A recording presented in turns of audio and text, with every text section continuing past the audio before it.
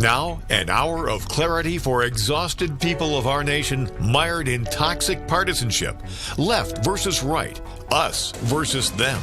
While we pay to keep our politicians fighting, how do we, the people, rise up and solve the great challenges of our time? We do it by embracing freedom and liberty. There may be no such thing as a free lunch, but this hour is as close as it gets. Welcome to A Free Solution. All right, welcome to A Free Solution. I'm Kevin Wilson, your host today, joined by Tim, the Freedom Variant O'Connor. Hi, Kevin. How are you? Good. Living the dream. Nice. So we've got a rare treat for our audience today, right? Yeah. Well, we're gonna do this one like the radio show because I'm going to be traveling from Florida on Monday.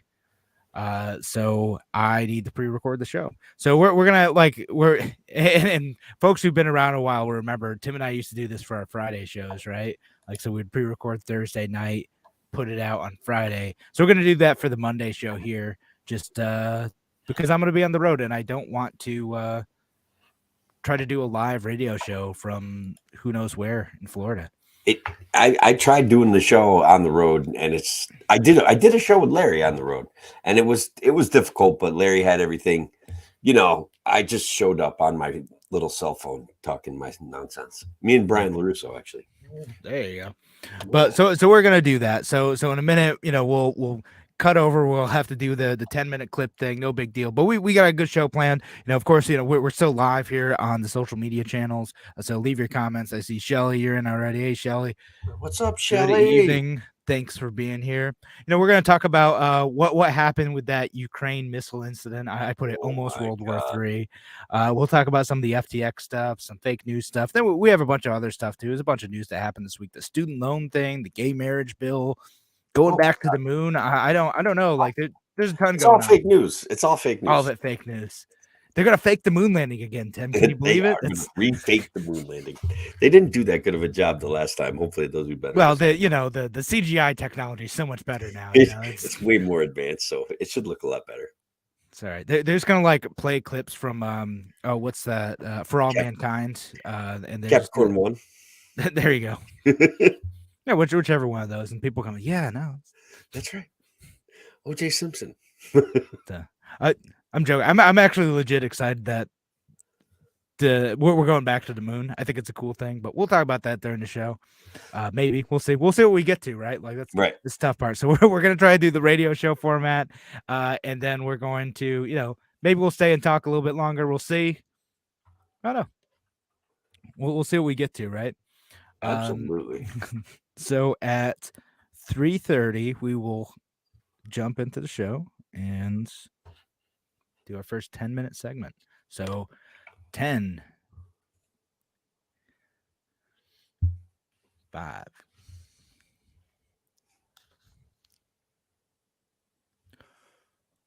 Welcome to A Free Solution. I'm Kevin Wilson, your host for today. Thanks so much for joining us. We have Tim, the Freedom Variant O'Connor, here with us today. It is wonderful to be on the radio again with you, right. Man. Like I miss doing the live radio. I just was so nervous when I used to do it and keeping track of time and answering phone calls. Nobody wants to do that, man. Sure, folks miss you. No, the phone calls are fun, and I always mention on the show because you're always listening and leaving your comments and jumping in and calling in occasionally. I did. You do call in occasionally, so always appreciate. But it's fun to have you back on the radio show, and of course, we always do our Thursday nights together too. So, folks listening on the radio, make sure you follow the Free Solution Facebook page and the Kevin Wilson pages, Tim O'Connor pages too. We always go live Thursday nights. We have a good time with that. But we got Tim on the radio today. And bunch of different stuff that we're going to talk, that we ended up missing last week too, is the Ukrainian missile incident. We'll talk about FTX, and then of course we got some fake news stuff because Tim and I are doing a show together. We want to talk about some fake news, and we'll see what we get to. There's a million different topics we can get to today. It's going to be hard to tell real news from fake news yet again. Always is. So I guess we'll kick it up. We'll talk about what happened with that missile that hit Poland. Well, right, or two missiles, I guess, right? Kevin, I just want to tell you a little story. I was sitting at my desk doing some paperwork, getting this bid ready for one of the projects I'm working on. And one of the guys that works for me calls me up and he goes, "Hey, Russia just bombed Poland." And I'm like, "Oh my God, I don't think I got to finish this paperwork. I'll be honest with you. I don't think it's going to be that big of a deal. Like it's over. Like it was an absolute moment of pure horror because if Russia had deliberately bombed Poland, like how news cycles start, Yeah. could you imagine? Like that's a NATO ally. That's a reality. There's no ifs, ands, or buts. There's no debating. We're at war. Yeah. I mean, that's what could happen, right? And if cooler heads don't prevail in the situation, it's something that still could happen. But immediately after this happened, right? Like Poland jumped in and said, "Hey, we're going to do an Article 4. We're going to get all the NATO folks together. We're going to talk about it." Because what everyone assumed happened is actually that Russia didn't bomb Poland on purpose, right? Like immediately they're like, this probably wasn't on purpose, right? And then kind of as things went on, they're like, maybe it might not have actually been Russia that did it either. It might have been like Ukraine trying to shoot down some like Russian missiles, because the day that those bombs fell in Poland, Russia was lobbing just tons and tons of missiles into Ukraine and city centers, doing all this stuff. So they're trying to use their missile defense systems that I think were mostly provided by NATO and the U.S. to perhaps FTX exchange. But go ahead, carry on. Exchange. We'll get to that. We'll get to the FTX stuff. I promise. Yep. I know you gotta fund that stuff somehow. Yeah. But so that's what it seems like likely happened. And to his credit, Joe Biden's like immediately after it happens, like, my sources tell me it probably wasn't Russia that did it. So, we'll just calm down here. And look, I hate the term. It's a reality. There's a war going on. There's going to be collateral damage. It's awful. If we didn't have war, we wouldn't have collateral damage, and that's a reality. But this is an act of Russian aggression. I want it to be over. I want peace negotiations to be going on. I want all that stuff. So the worst case scenario, or the worst best case scenario, whatever it ended up being, right? Yeah. It was a Ukrainian bomb that was misfired and landed in Poland. Yeah, and it ended up killing a couple people, which is awful. Hit like some like grain refinery or something.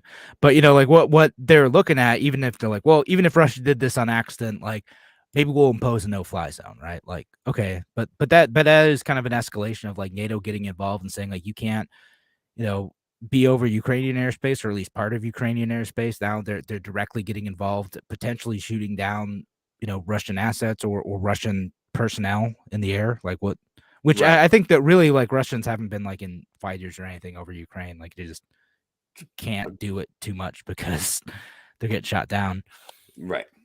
But still, like that would have been a pretty serious escalation, and it's a a good time to evaluate. Again, I think both of us on the same page. Like, yeah, Russia's bad, but also the U.S., NATO, Europe generally like needs to figure something out to try to, and Ukraine too needs to figure something out so it doesn't escalate, right? Well, I guess we'll send them $40 billion more dollars. I mean, that's an issue, right? Like, how do we de-escalate a war when we're really heavily funding a side?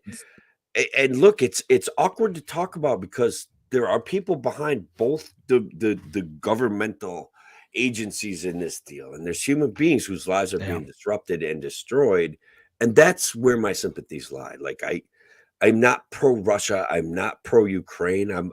My sympathies lie with the people with the people's lives being destroyed. Like right. That's a reality. Yeah, that's the thing. Again, you feel bad like for. Definitely not for the Russian government, but for the people Ukraine, the people trying to defend Ukraine, and like the Russian soldiers who are set into the meat grinder there, oftentimes unprepared. It's an awful situation, right? And like so to play devil's advocate, right? Just say like, hey, like why should US get involved? They could say like, well, we're doing this because like we need to show that like this sort of aggressive imperialistic move can't stand, and like we need to like make sure that like Ukraine has the resources to make sure that Russia isn't successful in annexing like a country and trying to obliterate a culture, right? Correct.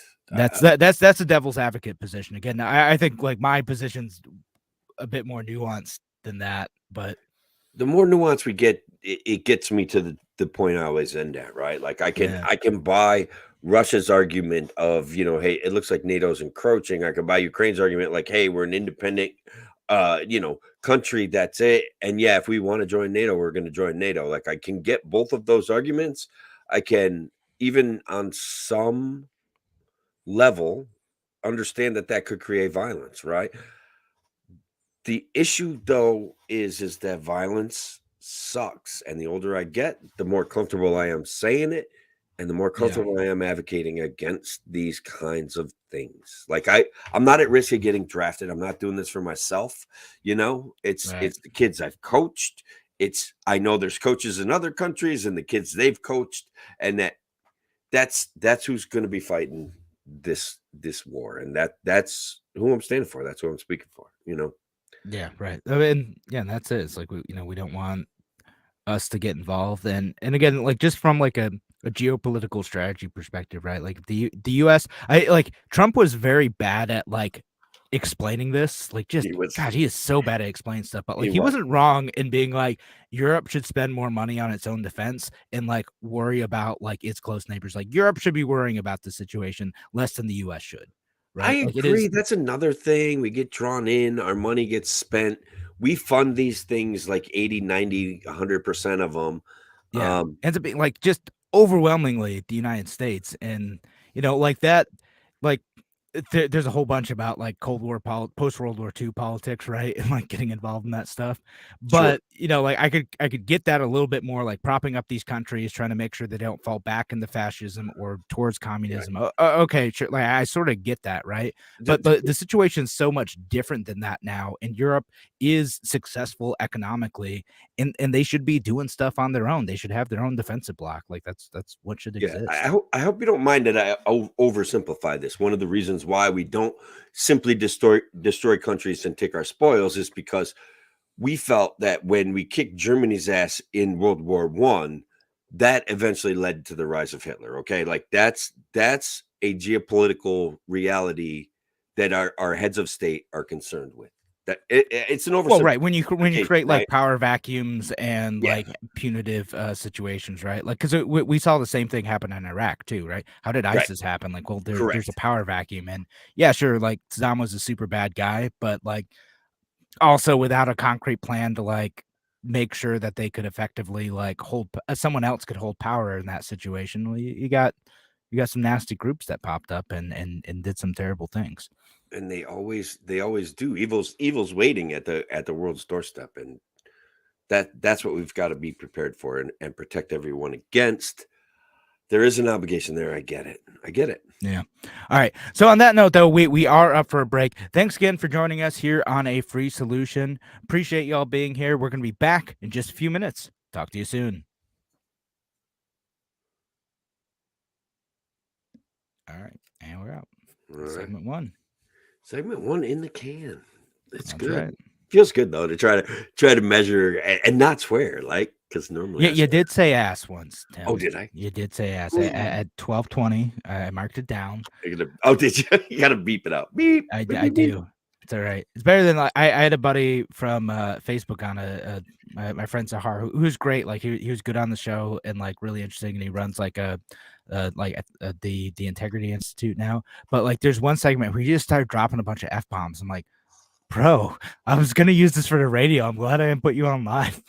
Yeah. Go listen to that show again. Like Sahar is a guy. Is great like explanation, like social media and regulation, and actually like he was talking about like, oh yeah, like countries like Pakistan will go in and try to like stir up stuff in the US using like Facebook, and like we were trying to like sniff that stuff out and figure out what's going on. It's a very interesting interview. Yeah, cool. I remember I think I heard parts of it, and then we've kind of kicked it around a couple times where you talked about what he was going after.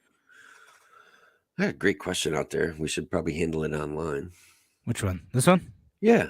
I think that's Yeah, a good Joseph on Facebook says, when you proclaim yourself as leader of the free world, like the United States of America has, how do you go from that to saying that you aren't going to defend countries in the world? Is there a way to get out of defending our allies? Should we handle that on the radio though? Like that's a pretty good question. That is a good question. So maybe we'll go back in 30 seconds and we'll read that on the radio portion, Joseph. I don't know if you're here for the beginning, but we're gonna pre-record this for radio. I'm gonna edit this out, so we'll read that what's gonna go out on the air on WYSL. And go from there. So we'll go back at 15:30. Go to 27:35.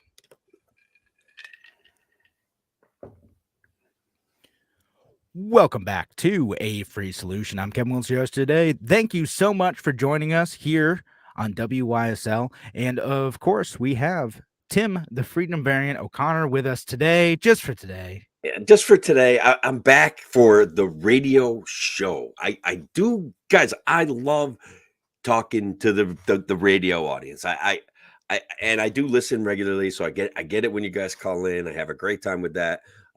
Unfortunately, my work constraints and my time constraints just don't allow me to do the radio show. But man, I'm glad to be here, Kevin. I really am. Tim, you and you're working in the middle of the day. I know it's ridiculous. I hate it.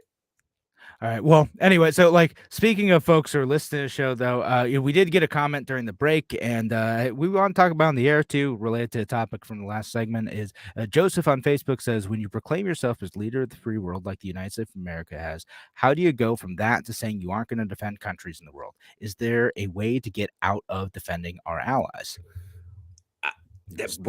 Joe, that's a great question, right? We have an obligation. We have made certain declarations, and we have engaged in activities that on some level can't just be written off as fighting for oil, can't just be written off as regime change for regime change. We have acted occasionally or mostly in the interest of human beings. We fail miserably anytime we take these big actions. Maybe that's not the fairest way to put it, but I think that how do we get out of it?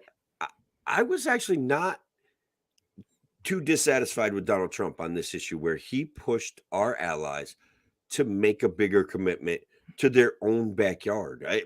Either match our commitment or lower our commitment, and so that we had a matching percentage commitment, and it's based on percentage of GDP. So that's how you start to build out of it, right? So for one, it ends up being a deterrent for bullies who might be tempted to take action, right? China, Russia, wherever, right?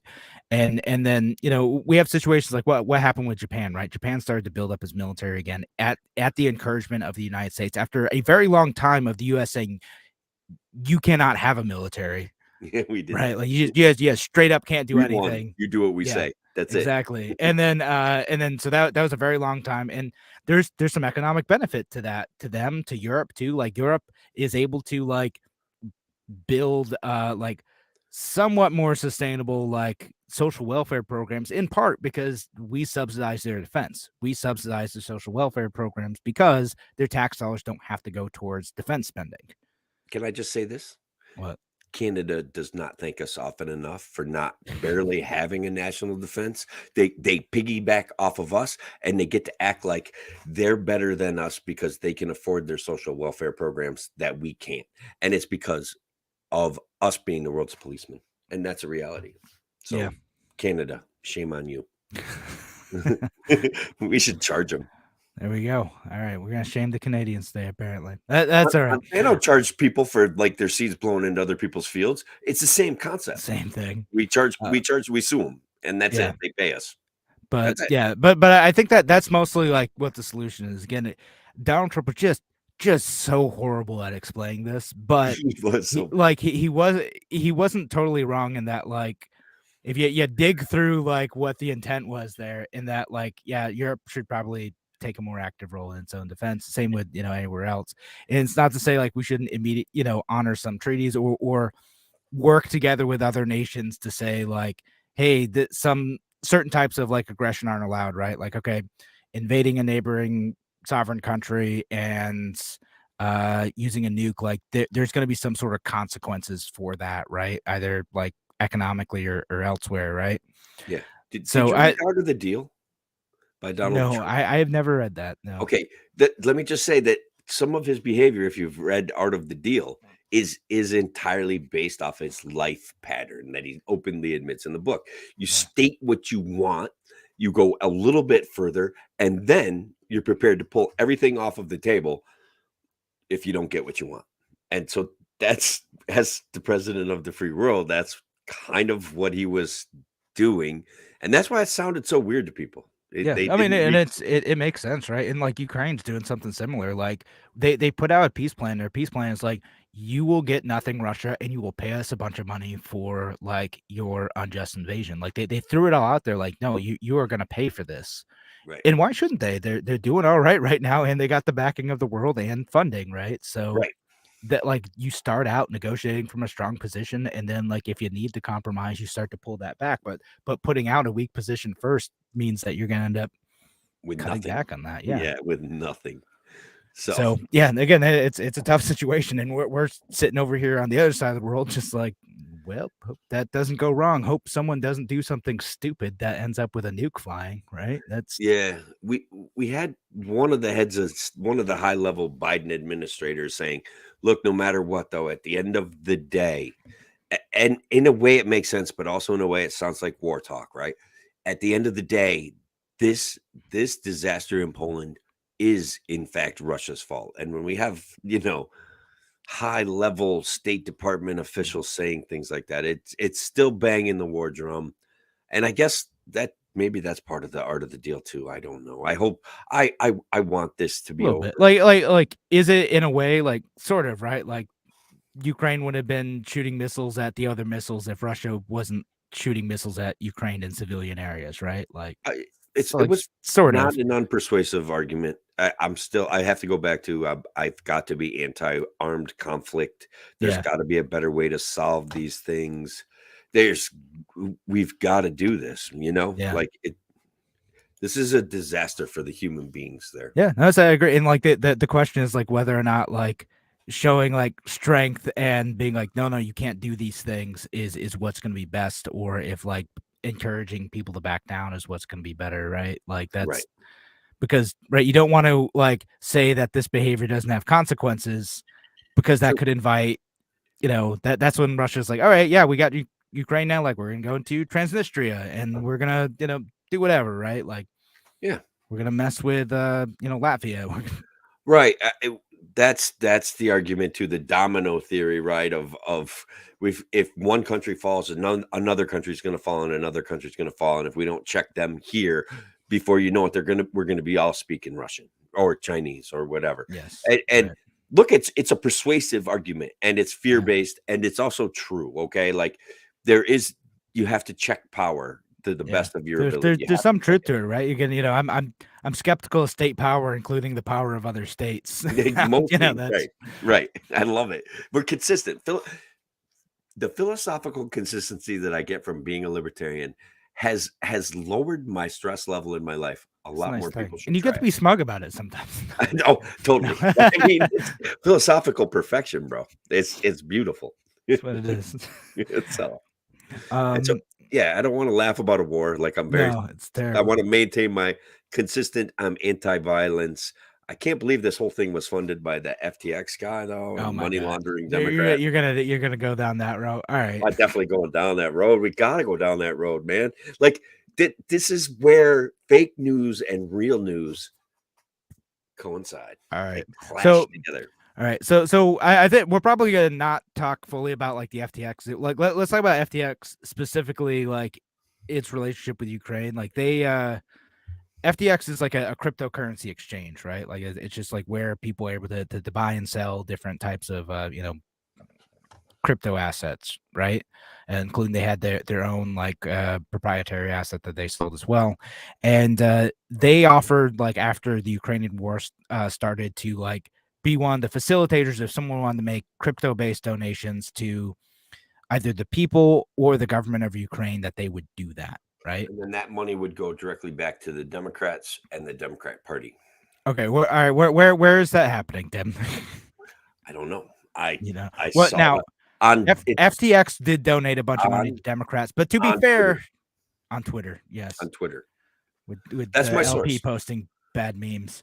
That they So look, deleted. the connection, right? That this Blankenship or whatever is this guy. Sam Bankman.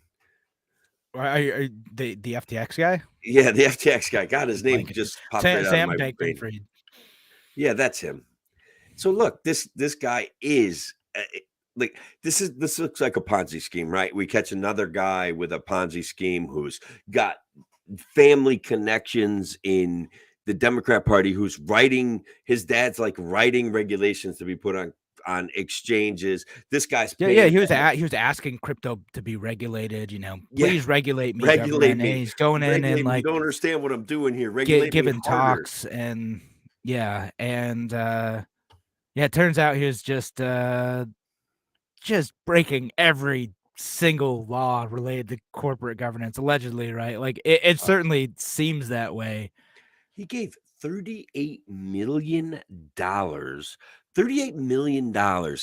He spread it out, but I thought it was 48, but 48, probably it's more, right? Like this is what they kept track of to Democrat funded political action committees, not Democrat funded, Democrat. Oh, he gave some to Republicans too. Yeah, $150,000 to Republicans. The rest of the $38 million was to Democrat causes, left-leaning causes.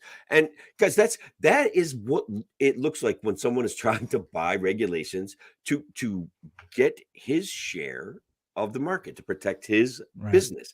No, that's regulatory capture. That's what happens. That's what's happening with like places like Facebook too. Like it's a thing that happens everywhere where they like, it's a wild west out there. There are people who are going to scam others and take advantage of the system. Wink. And you need to make sure that rules are in place so that like the people are protected, and also write the rules in a way that only we can comply with, and no will competitors keep other people from competing with us, because that is a pain in the butt, man. Like I don't want people competing with me.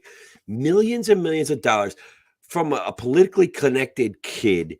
Like it's a bad deal. Okay, we're coming up on time. Yeah, no, we are coming up on break. Yeah. So thanks again for joining us here on A Free Solution. And when we come back, we'll keep talking about the FTX thing, what it means for cryptocurrency, the regulation of all that. Thanks again for joining us. We're going to be back in just a few minutes. Talk to you soon.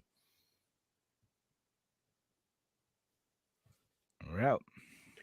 So you're denying that no, just kidding. It wasn't a money laundering scheme, right? Like we'll get into it a bit on the radio. I don't want to waste a lot of energy on it here, because it is one of those things where it takes a little bit of connecting the dots, which is speculation, right? So no, like the regulatory capture thing, like I understand. I'm with you on that. It's like the people trying to make the Ukraine connection, right? It's a little bit more tenuous. I think it's what we say. I'll say this again on radio. It's just no, I think we should save it for the radio, because we don't disagree as usual. But I'm going to present that I understand why people get these ideas for sure, and I'm suspicious. Suspicious. You're suspicious of everything. I am. I found a list that I lost it. A guy ran down on Twitter. All of these things, when you first said them, you were called a crazy conspiracy theorist. And he has like 17, which is a great number, right? 17 things that now, if you say them, they're absolutely true. And I'm going to find it for our next show. It was so funny. Yeah. So a handful of things are true. But 17, 18, 19. 17, 18. Out of, like if you throw out 1,000 conspiracy theories and 17 of them are true. Shakespeare's monkeys, yada, yada, yada. I get it. Yeah. Eventually you'll strike gold, right? Right. Exactly. All right. So we'll go back in at 30, and it's another 10-minute segment. All right.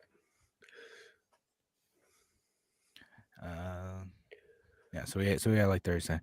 I was disappointed that Tom Brady was caught up in FTX. Oh, I'm not going to talk about this on it. There's a whole like conspiracy about Tom Brady, and let's go back. Yeah. No, we're at 30 seconds. or 30 Oh, minutes. at 30? Oh, At okay. 30. I thought, okay, good. Phew. This is why I don't Yeah. want to do live radio. I'm too bad at No, it. it's all right. We got We got to like talk 10 about seconds. the clown show of celebrities that were. Yeah. All It's a right. parade of them. It is. All right. Back in.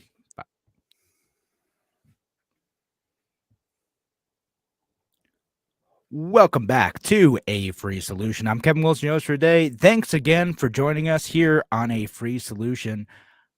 Joined by Tim, the Freedom Variant O'Connor today here on the radio. Yeah, I'm going to change my name to Money Launderer.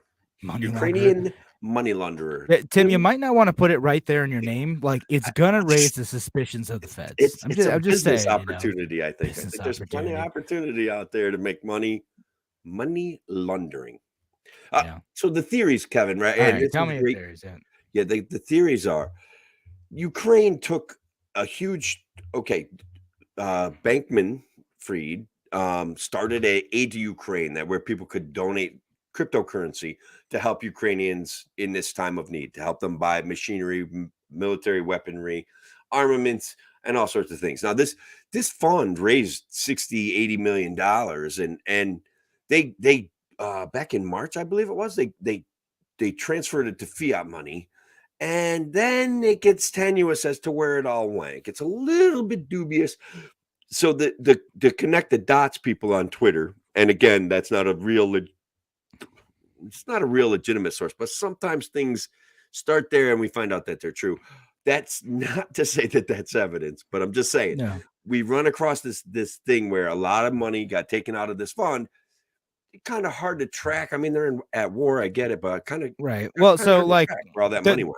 Yeah, the way I see it is like some of that money was like meant to help out individuals, right? The cool thing about cryptocurrency, like the thing that is legitimately good is like it is a way to be able to transfer like currency all across the world to, be able to support people anywhere, right? Like that's a legit benefit of crypto is like I don't have to worry about going through as many third-party exchangers to like change my US dollars into, money that can be spent in Ukraine effectively, right? Or wherever, right? Like you could just like put it into crypto and then like use it as that, or sell it into another currency. That's a way of doing it, right? That's what people like.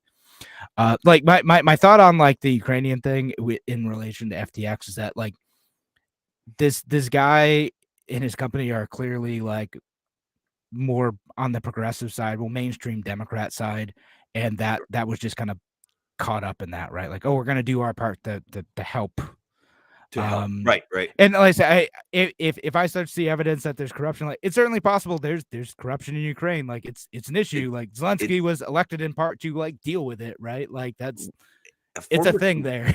Like a TV show guy. Like he was a TV show guy. It's like, I'm gonna stamp out corruption. Ha ha ha. Like I'm not saying that he's corrupt. I'm just saying. Yeah. But like so right now, like it's I don't know that like it's there. Like the bigger story to me is like just the absolute bonkers like bookkeeping practices that they had, like just the insane amount of like graft that seems to have existed, like using corporate like funds for personal like expenses, like all sorts of stuff that seems like it was going on. Again, we'll see what ends up. It's all going to go to court for sure. Transferring money from FTX to like other companies that he said he wasn't involved with, but he actually was. Like, just it's wild. The money traveled pretty fast around there. Now, one allegation that I think can't be proven and is most likely false is that Ukraine was taking money, investing it in FTX at their benefit or behest, and making that money and taking it and putting it back in their pockets. Like that does not seem to be the case. The flow, so money coming back out of Ukraine to FTX doesn't look like the official government action of was going on. That seems to be a fake deal. But a lot of money did get taken out of this fund, got moved around really quickly. Hopefully a lot of it went to protect Ukrainian people, provide services and food for people whose lives were disrupted. But again, like you were saying, the bookkeeping's a little shoddy. It wouldn't surprise me. There's so much that's a mess about it. Like and I just started like digging into it, like yesterday, and I'm like, oh my goodness, this is nuts. Like, Yeah, no wonder, like it is wild because they're talking about how like they need to be regulated more, man. If the government starts sniffing around them at all, And now they have the new CEO. His first statement is like, "I have never ever. No one would ever run a business like this. wait, wasn't it the Enron guy? It could be. I did. I Who's the thought Enron guy? Is like, this is the worst thing I've ever seen. Like, Hey, Kevin, all the Enron guys, all of their charges have been dropped. All of no, their like so the guy who came in to like look in and investigate like the Enron stuff, like as I Oh, understood, is it like the same guy? yeah, as I understood, is Okay, like I see what the you're person who saying. was like sent in to like kind of investigate and clean up that stuff is like, yo, this is bad. He's like, "This is the worst I've ever seen." They Yeah. have no checks and balances. They have no system. He's like, "This was designed to be a Ponzi scheme. It's always been a Ponzi scheme." That's the end of this conversation. Like for Yeah. now, right? I'm paraphrasing him and probably misquoting him, but he definitely wanted emphasis on the fact that there was no checks and balances and that this looks ridiculous. But congratulations to guys like Tom Brady and Tom Brady, yeah. Matt Damon. Joseph was saying, I was disappointed that Tom Brady was caught up in FTX. He's Yeah, got man. He got paid. He did a commercial for him. Like that's so what Matt Damon did, what Tom Brady did. These were commercials. They may have been paid in that FT coin that's also now bankrupt or whatever. Yeah. But Which they got which paid handsomely. they put out as a currency like with an artificial scarcity while holding back like a big percentage of it, let it drive up the prices with the artificial scarcity and then start like quietly selling like the stuff that they had. I mean, it's a great scam that we do with fiat all the time, but it's Yeah, but isn't that's just how things get done, isn't it? No, it's not. It's not the way things are supposed to work. I know, man. And like that. The promise of Bitcoin is that like no one could do that, right? Like that's the whole like deal. Interesting news about Bitcoin. Like we can take this as a sign that the cryptocurrencies are all busted. What I read a Barron's article, Kevin, believe it or not, and what they said was this actually is showing now the results are showing inflows into Bitcoin, outflows from net outflows from exchanges like FTX or Coinbase and stuff like that into people's direct wallets, which is also kind of interesting. And that the flows into Bitcoin suggest that the price of Bitcoin is either going to remain stable or go up. Because people are moving away from and now they're going to get to understand what Bitcoin really was the gist of the article, Yeah, well, and that would be a good thing, and I think that all the time. I should move it over, right? Like I have my money is like it's in Coinbase, but like I don't actually have that money, right? I don't have that cryptocurrency. Coinbase has it, and then just if I want to move it somewhere else with Coinbase, like they will facilitate that transaction for me. But I don't own those digital assets. Right. It's Coinbase has them, and they hold them on my behalf. And like the scary thing and like what people are worried about the crypto market and why like there may end up being a lot more regulation of these exchanges like Coinbase is because like you do that, you have fiduciary responsibility to take care of people's money. Whereas like if you got your own wallet and it's kind of expensive to do this, like it's expensive to make Coinbase transfer. Like that's the advantage of like a Coinbase account is that like you can move small amounts of crypto without it costing a bunch of money because they bundle it. Right. But if I want to move it to a wallet, it's going to cost me, if it's an ETH based token, it costs me some gas, right? Like, so it's going to cost me, a few bucks to do it. And it doesn't seem worth it to folks. So if we can find a way to make that cheaper, great. And again, like what happened in the FTX situations, they took all these like assets, all this money that they put like customers put in, including Tom Brady putting in like just crap loads of his own money and Giselle's money into this. Oh yeah, like they were heavily invested in this. All right. And taking all that money and using it for personal stuff and bailing out their other companies and like just all sorts of shenanigans. It's like Dogecoin. It's not even, I don't even think it has the functionality of Dogecoin. To be fair to Dogecoin, it was actually started as a joke. Like, this isn't serious. I just made this to like for the lulls and guys, please stop taking it seriously. Please stop buying it. Okay, buy it. That's fine. Yeah. I have some Dogecoin. Did you? I have some Dogecoin. Did you get Dogecoin when it spiked No, Get on the well, Dogecoin that's my craze? typical investment pattern. I buy Yeah. high, sell low. I'm really, really good Yeah, at and it. I was great with that with like Ethereum. Like I bought a whole bunch of like expensive Ethereum, and I'm like, oh, okay, now it's worth like a fifth of that. Great. My accountant was so impressed. He's like, "Nope, nobody loses money on Bitcoin," and I'm like, "Oh, yeah, I did. Did champ. I did." He's like, Yeah, but good. So we are heading up on break. Thanks again for joining us here on A Free Solution. We're going to be back in just a few minutes. Talk to you soon. All right, we went like 5 seconds over there. "That's not bad." Bob will forgive us. Bob loves it.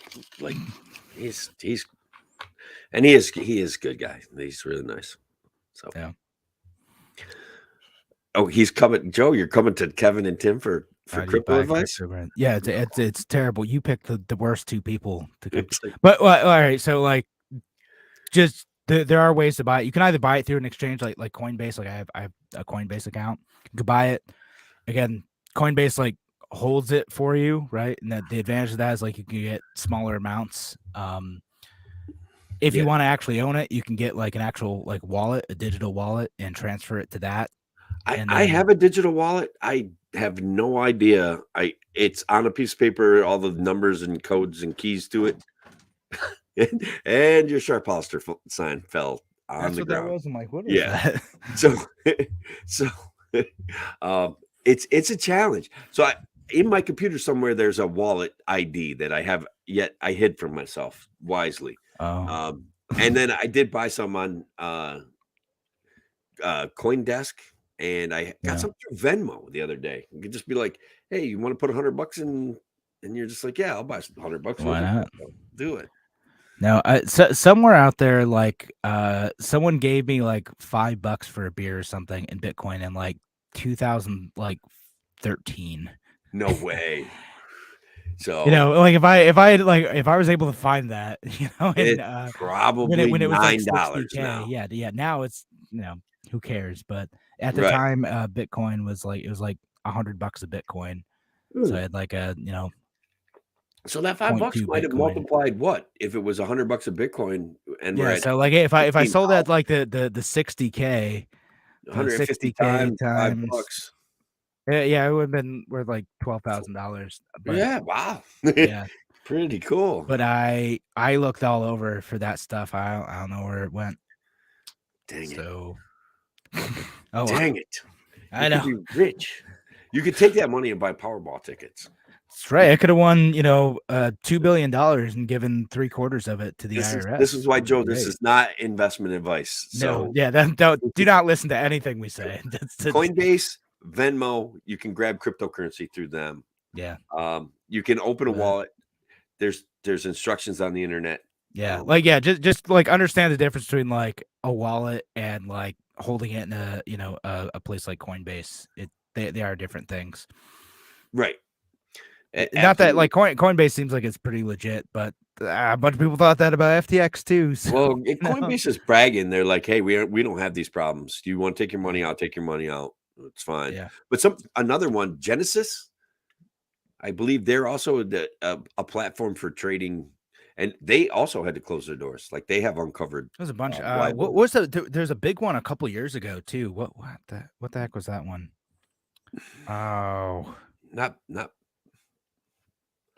Yeah, there's another like huge coin exchanger that went down a few years ago. But I mean, there's all sorts of ones now. Like Binance is the big one that they almost bought.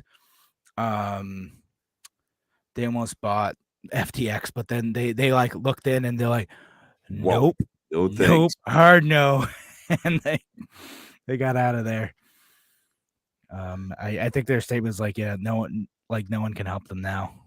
You could, if you have enough money, Joe, you could arbitrage between Binance and Coinbase, and because sometimes there's substantial price differences, and that, my friend, is really bad advice. That's how FTX made their money. They're arbitraging like crypto, really? in markets that that had like lower crypto prices. So they're just like buy in like lower crypto price areas like the United States and sell in like higher crypto price areas like Japan. And they just made several $1 million doing that. and then they wasted it. Arbitrage is a real deal. Like, you can do this.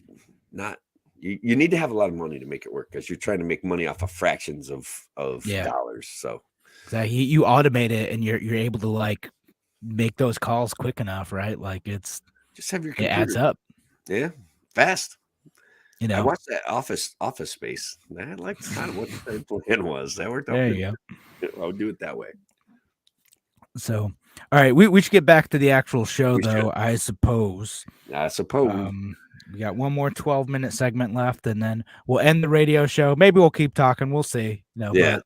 But I'm gonna cut this up. I'll post the full version on our podcast. Of course, look for Free Solution Podcast wherever podcasts are sold. It's all over the place. And then we'll have a radio version that's going to go out over WYSL. So we'll go back at 46 minutes. Sounds good. Stay until 58. Jump right into fake news, because I actually did my homework and have a couple. Oh, you got a couple. All right. Do some fake news then. I'll about play the fake news theme. Do that. Yeah. It's gonna be Fake News Monday. Fake news on Monday. That's right. All right, 10 seconds. And then we're gonna be back in, folks. 5.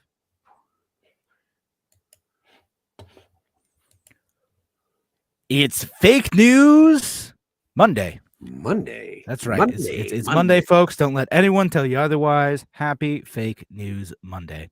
And because we have Tim on the show today, here with me, Kevin. And Tim did his homework, and Tim has some fake news. Tim came up with some fake news. So we're gonna do some fake news stuff, see where that goes. And all right, first one, because we covered it in the show. True or false? The Ukraine FTX connection was simply money laundering, and cash and baggies got handed to Democrat Party. Literal cash and bag. Like, did they have dollar signs on them? Well, just like when Al Gore did the whole Buddhist temple thing, right? He just walked around and collected like $200,000 in cash. Wait, is that a real thing? I don't even know. Yeah, I'm gonna say I'm very skeptical of that. It's probably fake, but I'm gonna allow that. I'll allow it.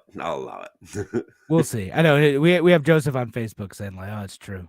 It's true. Maybe I try to keep an open mind about this stuff. If it ends up being true, I'll talk about it. But I'm just right now I'm kind of skeptical. There's plenty of bad here. And it's such a mess. The AP fact checkers were on the case saying it's absolutely false. So I'm gonna lean with it's plausible. We'll go with plausible. Well, you fake mainstream news says it's real, so you're like, yeah, no, they're probably lying. It's mainstream news fact checker says it's false. I'm gonna go with it's go with the opposite of that. No, I'm not going all the way. I'm just saying. You're letting the mainstream media do your thinking for you. If you do that, you're always assuming the opposite. You're still doing the thinking for you. That's why I'm calling it plausible. That's very middle of the road. I'm not saying I buy in. I'm not saying it. I lean more towards like I don't think that's what this was, but there's plenty of other shady stuff going on. It's still pretty bad. The true story is pretty bad. Yeah. I do have let's roll right into another one. All right. All right. Yeah. You want to do? All right. Go ahead. I got one. Check this out. Steve Jobs, the guy who founded Apple, right? The famous entrepreneur. People are going crazy for his memorabilia. A pair of Birkenstocks that come with the certifications that they were actually his, back from the days of early Apple, when it was just a simple garage guy in his garage making a computer, just sold at auction for $792,000. $792,000. Is that real news, Kevin, or is that fake news? That sounds ridiculous, but people are ridiculous. I'm gonna say it's real news. Is that real news? What I did? Okay, so first of all, it's on some level real, right? So all I did was change the number just a little bit. $218,000 for a pair of sweaty old nasty Birkenstocks. So it wasn't like $750,000. It was only $250,000. Yeah, it was only $250,000. That's These all. things, they originally had sold, like, I don't know, 10 years ago for something like for $2,000 in 2016, and now they just sold the other day, Dateline November 15th, $218,750 at an auction in New York City on Sunday, guys. And these auctions right at the Hard Rock Cafe in Times Square, so you could probably go in and check them out. So I mean, well, so like this is one of those like I don't know that I fully disagree, but it's a way for like wealthy people to hide their money, right? It's Because money laundering. And yeah, like yeah. I mean, what they do is that they'll buy like collector's items or art or whatever, and they'll get it appraised, and they'll hold their wealth in art because art is taxed differently, right? Like it's not taxed in the same way that wealth in like stocks right. could be taxed, right? Or any like capital gains or different types of wealth. So it's a way to like be able to like hide wealth, because then you could say, maybe it's worth $100,000, maybe it's worth $1 million. I don't know, right? Like that's what you do. That's it. So that's the true story of $218,750 for Steve Jobs and nasty Birkenstocks. Yeah, stuff like that's weird to me though. Like even though like I get that the purpose is probably like hiding wealth, like that's still weird. I just Gross sandals for no. Like I guess people have foot fetishes, but I'm with people do that. I mean, like I guess like it's it's weird to do it. Maybe it's weird because people do that with like jerseys though. Like, hey, like so and so wore this sweaty jersey during the Super Bowl, right? Okay, people. Kevin, that's sports memorabilia. Sports memorabilia. Oh, that's fine. No, it's only weird because it's Steve Jobs feet. Yeah, you got Tom Brady's cleats. It's fine. That's. I'm with Shelly out there. Shelly's saying you'd have to pay me money to take a pair of Birkenstocks. I'm with you, Shelly. I'm with you. No, that's getting people get all weird. It's just because it's Birkenstocks and getting Tom Brady's cleats or Peyton Manning's cleats, whatever. People probably have those. They probably paid similar amounts for those things if they're out in public somewhere. I mean, Tom Brady's cleats are different, Kevin. He's won Super Bowls in them. I mean, how are you even drawing a comparison here? I don't understand. Steve Jobs walked around in a garage when he invented Apple. Come on, man. Those are historical shoes. I don't see the analogy. I don't know what to tell you. All right. So I have a fake news item or an item to talk about for fake news. So Tim, I know you saw my tweet. About the guy, all of them, every single one, about the guy who was opposed to a new development in a neighborhood in the suburb of Rochester, and he said, in this neighborhood, the wives make the coffee for their husbands. Okay, it's obviously an older Italian dude. Like I'm just saying, absolutely, very, very much a thing. I mean, I want it to be fake news. So I'm gonna just confirm that is real news. I want you to tell me if this is real or fake. Did he get canceled because of it? Did this man lose his job because of that statement? Oh, geez. I kind of hope that's fake news, but in this modern day of cancel culture, I'm going with it's fake news just because I want it to be, Kevin. Dude, it's real news. Oh, I saw that today and I was like, all right, listen, like I'm against like what this guy stands for. Like he's opposed to like coffee shops going up and like the edge between like the city and Irondequoit. And like he said some dumb things. He's like, yep, the wives make the coffee and the town is full. We don't need any more people in this town. Like, just all dumb stuff. Deserve to kind of be like roasted a bit online for saying dumb things, right? Yeah. That's too bad that he lost his job. But he definitely was saying dumb things. Like doesn't want it. His neighborhood is like all neighborhoods, right? You used to have corner businesses in your neighborhood. You used to have corner delis. You used to have local mechanics and stuff like that. And they zoned all this crap out of existence, destroying our one of our ways of interacting with our neighbors and making our neighbors wealthy. And they're trying to bring a little bit of that back. And this guy's standing on some sort of clown show principle. I hated him a little bit, but like, should he have lost his job? No. Yeah. And like I said he's an older gentleman. And he was like retired from his job. He was a crossing guard. Okay. And so he just did that every morning. What's A that? crossing guard. A woke culture even attacks a crossing guard. Yeah, So well, and it was the crossing guard is like managed by the town police department too. So like the police department canceled that's someone for I'm once, sad. and the police department for their part is like, well, it was this, but also like he swore at a kid once, and then I bet he did. He's got that vibe. He definitely yeah, has. no, like just given what he said, like it just seems like I get it. Whatever. Besides, he probably doesn't care. He's probably like, But yeah, no, my like, wife's gonna apparently, make like me he coffee. yelled like SOB at like a car that drove like really quickly through a crosswalk when you're trying to get some kids across, and I guess someone called that Yeah, in. I'm One of gonna the be kids. stereotypical and I'm gonna paint with a broad brush, but that's an older Italian guy kind of behavior, man. Like I'm just saying, they're gonna protect kids. They're gonna be aggressive about it. Yeah, They're gonna confront bad kids. They're gonna be aggressive about that. And yeah, yes, no, that's what he said. He like would try to like intervene if their kids get into a fight and just sure, kind of yell at them. Do again the old guy thing. Like, hey, knock it off, that type of stuff. I'd yeah. imagine, um, but yeah, I mean, it's so again, it was a dumb thing to say. Like I kind of roasted him on Twitter a little, not knowing this guy's like that's a weird thing to say. Like it's a new NIMBY a little weird. argument, but yeah, it's kind of a bummer for someone to lose their job over that. Like His again, it 15 is a part-time crosswalk job, but like still, like that's kind of used ridiculous. he used his 15 seconds of fame to tell the world that his wife makes him coffee. Like a total like, oh well, Yeah, I in guess this welcome to neighborhood, the the wives 50s. make the coffee for The the husband. 1950s call. They want that guy back. He's got to get back there Yeah, no, right it's now. a goofy thing, but I don't know. Hopefully, like the town like was just like, all right, like maybe we'll give this guy's job back, but because I hope he but gets. apparently a bunch of people called the towns like, yeah, you need to fire this guy. I'm like, all right, no, that's dumb. Like, dude, everyone roasted him online. Like, he heard it from folks, I'm sure. Maybe he Like was just that's joking. Maybe it was a joke. Maybe like he they makes like the coffee. yeah. I mean, there can be consequences for like actions, right? Again, but mostly like the consequences should be kind of proportional to like what you said, and this is dumb. People made fun of him for it.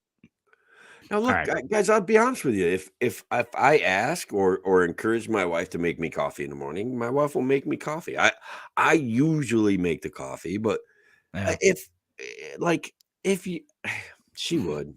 Yeah, I know. She loves me. She's No, crazy. I I would think never. we end up taking turns making coffee. It's Yeah, or buying, Dunkin' or Starbucks or something if we're yeah, lazy. that's fun.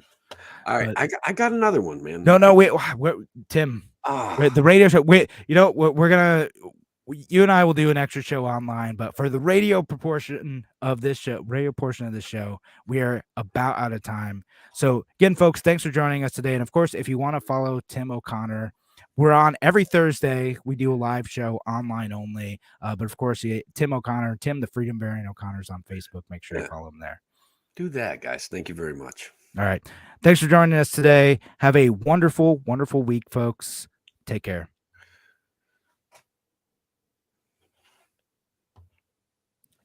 All right, and we're out on the show, on the radio side. But Tim, we can still do this. We can still All keep right, let's going do if it. you Let's want.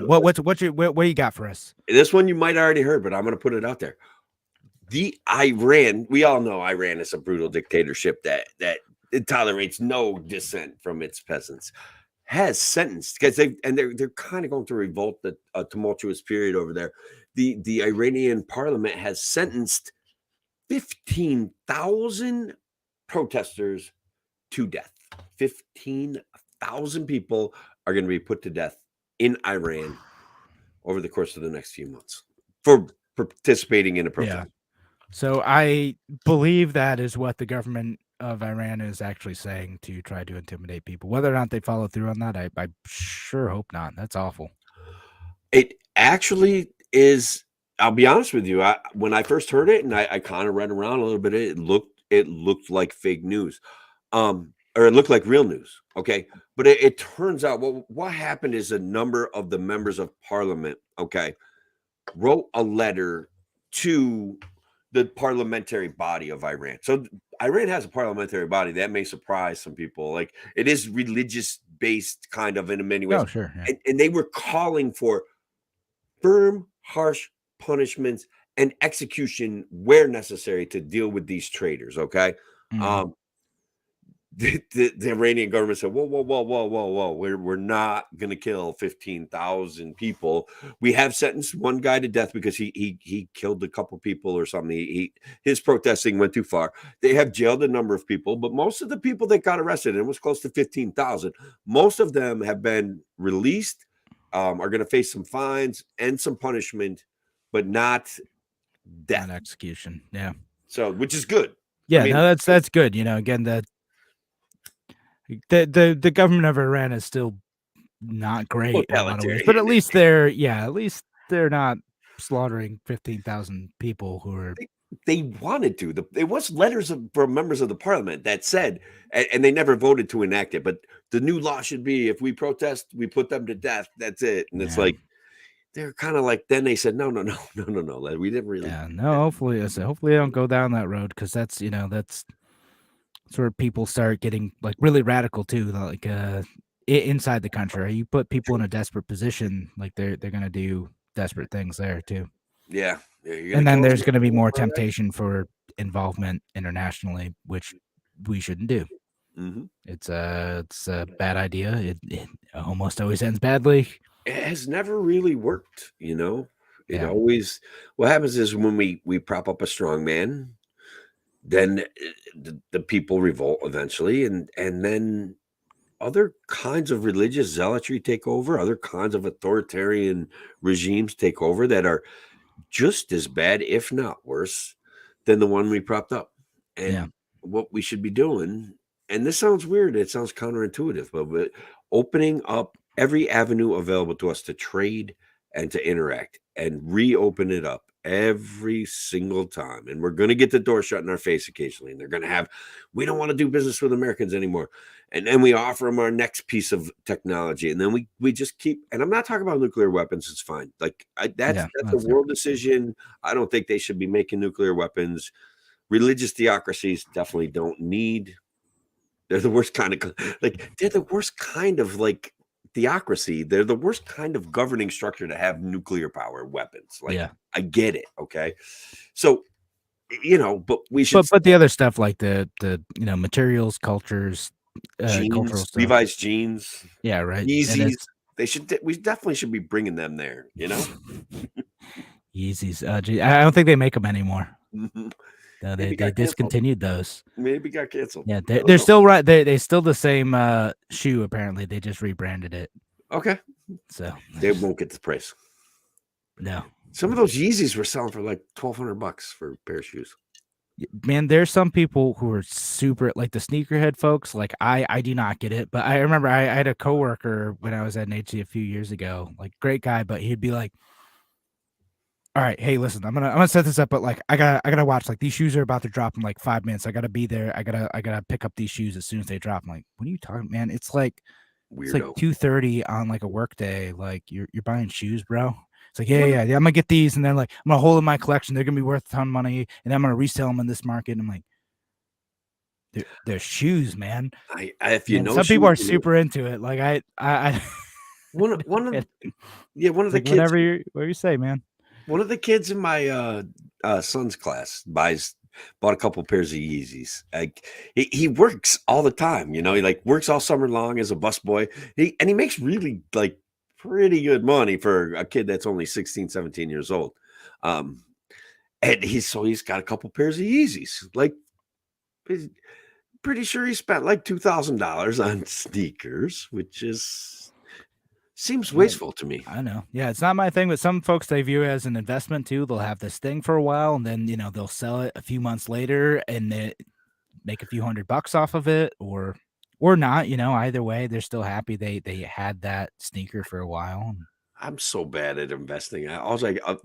My best investment strategy was to say, my money's over there. I'm not looking at it anymore, because I come up with great ideas and then I start investing and I ruin them somehow. Like my timing's always off. It's all index funds for me now. I'm like, put this money over here, and like I'm not going to think about it for several decades. And then maybe there'll be something there. I don't know. Yeah. Statistically, probably index funds like do pretty well. Yeah. So that sounds good. I mean, like Janice has some great 4-star, 5-star funds, whatever. Just like, just put it there. That's it. Yeah. Just leave it there. Yeah. I'm gonna try to mess with that stuff. And did you try to win the lottery, Tim? Did you? I did. I actually did. I know that buying lottery tickets is one of the worst investments in the face of the planet. So it doesn't really fit my life pattern, right? But occasionally, like $1 billion, $2 billion, whatever, I might go spend 10, 15 bucks on Powerball tickets. Yeah, that's kind of how I'll do it too. Is like, Yeah. like it's not my thing all the time, but every once in a while, we'll buy a handful. And did you make any money? No. I won actually. I got the Powerball. $4 as a multiplier, and then $12 because I played it like 4 times, and then $12 another time, which was the Powerball number times the multiplier, which was times 3. So it's like I was only out like $40, and I got like 16 back. What a great investment! And guys, it's for the kids. Guys, it's for education. So for education, really, you can feel good. You're funding the schools. Yeah, I did it for the kids, man. That's who I am. What a philanthropist Tim is. Yeah, if I kept those darn Barbie dolls, just I've never, guys. I went into baseball cards in the '90s, early '90s, and that was coincidentally when baseball cards became overproduced and worthless. Literally, the year I started buying, I'd buy the entire year. Right, I'd spend $100 or whatever, get the entire year, the whole cards, all those cards. They're worthless. I threw them away. They were worth nothing. They were harder to sell than. It was ridiculous. I tried to do that. I was like 12 at the time with like Pokemon cards. So no, these are gonna be collectibles. Mom, Dad, you need to buy me these like packs, and I'm gonna get the holographic, cards, and they're gonna be worth so much one day. Yeah, they're not. No, they ain't. You'll never have the right. I have like 700 Beanie Babies. Oh no.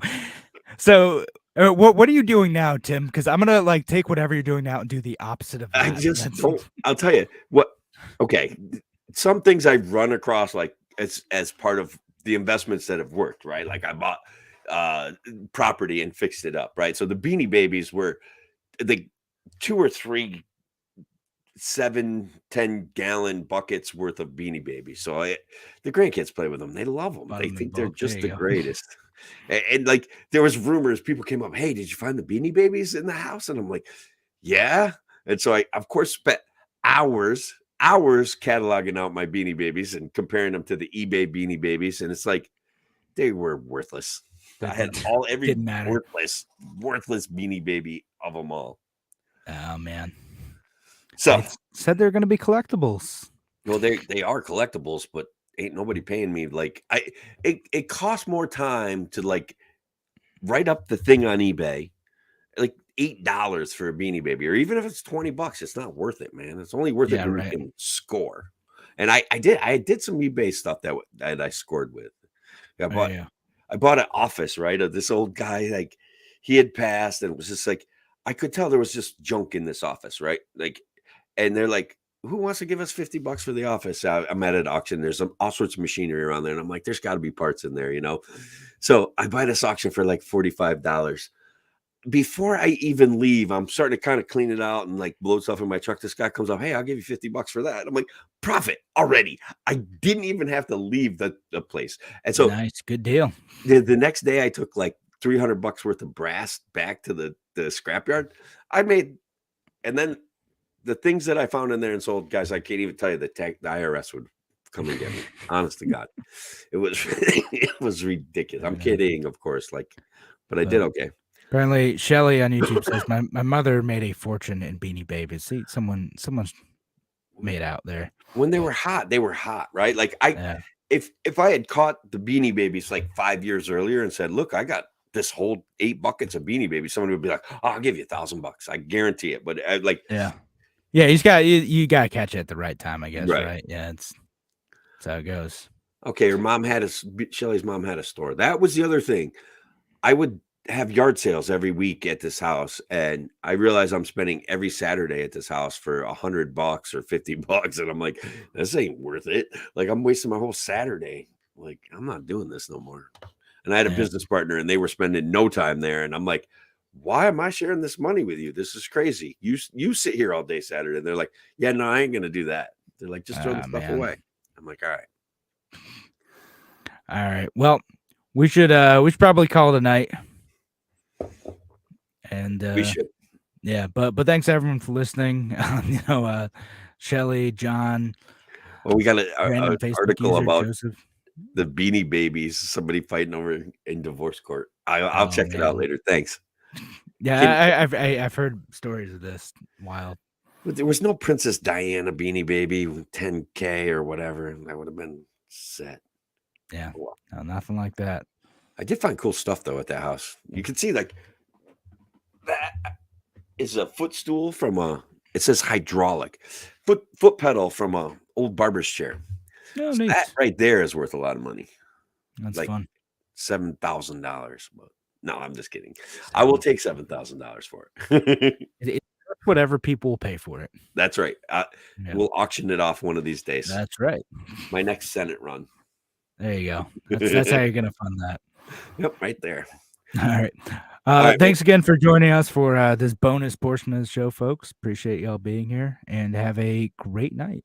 Yep. Thanks, everybody.